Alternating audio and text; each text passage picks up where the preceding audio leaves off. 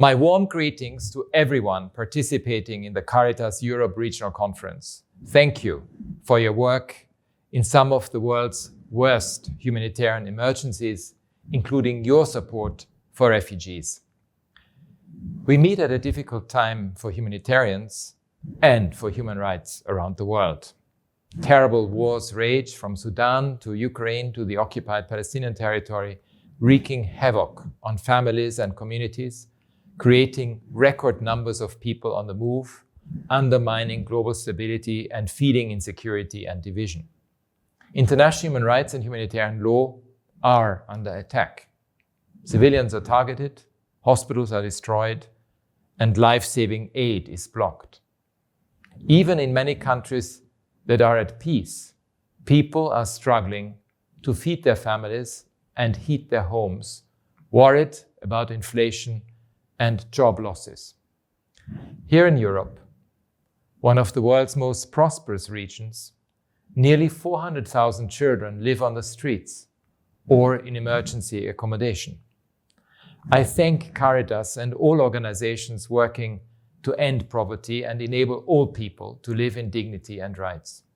Within societies, we see many troubling trends.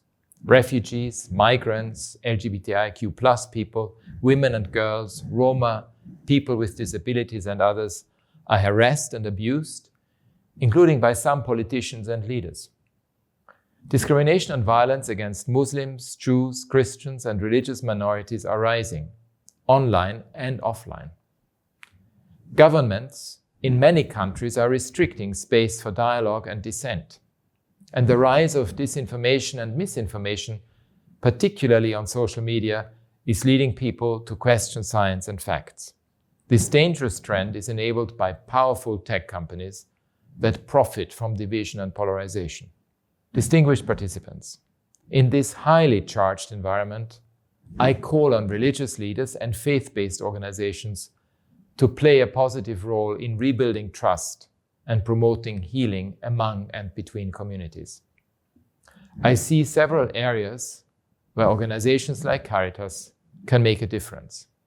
First, laws against discrimination are fundamental to protect people from violence and harassment based on their faith.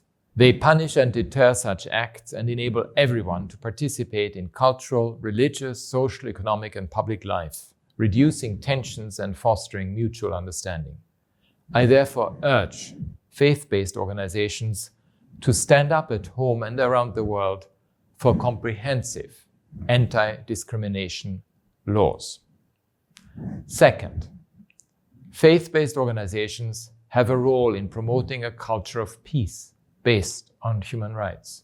This is the only way to address root causes and build communities where intolerance and hate are socially unacceptable. Gender equality and the full and meaningful participation and leadership of women are key to this approach.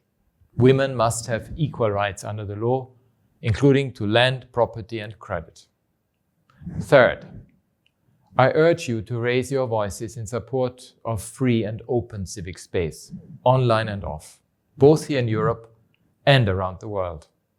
Regulating hate speech and incitement to violence are not censorship. It is essential to protect marginalized voices. Governments have a duty to safeguard freedom of expression and enable a full range of views to be heard.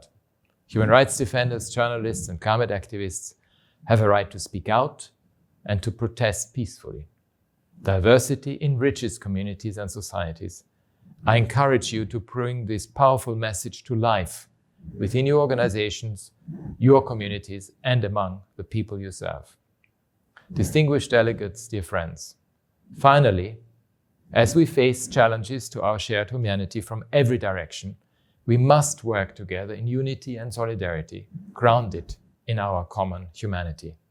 Human rights are the best antidote to the inequalities, unaddressed grievances, and exclusion, which are often at the root of instability, conflict, and crisis. Let's join forces to protect people and their rights, build trust, and create a more just and peaceful future for all.